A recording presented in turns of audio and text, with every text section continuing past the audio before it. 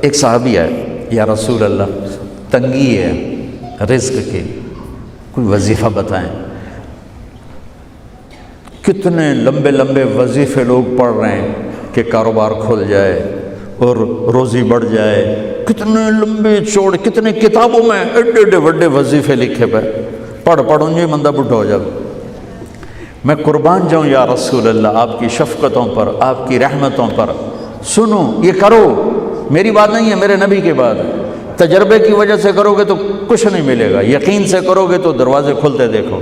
کہ یا رسول اللہ ارید ان یوسع علی رزقی، میں چاہتا ہوں میری روزی کھل جائے۔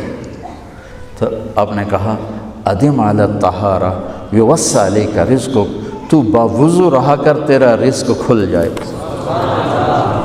کوئی زور لگتا ہے وضو؟ تمہارے ہاں تو سردی ہوتی ہی کوئی نہیں کہ بھئی ٹھنڈا پانی ہے کیسے وضو، یہ تو ہمارے لیے مسئلہ ہے کہ بھئی ٹھنڈا پانی ہے کیسے وضو کرو۔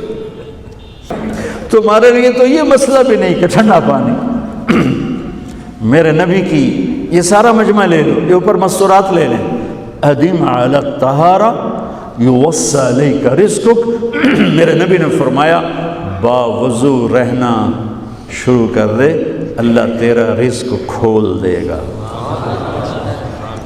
اب یہ اللہ رسول کی آپس کی بات ہے تو میری بات ہوتی تو دیوار پہ مار دو، تجربہ کرو۔ نبی کی بات کو تجربہ کر کے نہیں کرتے، یقین کے ساتھ کرتے ہیں۔ ادم علی الطہارہ یوسع علیک رزقک، باوضو رہا کر۔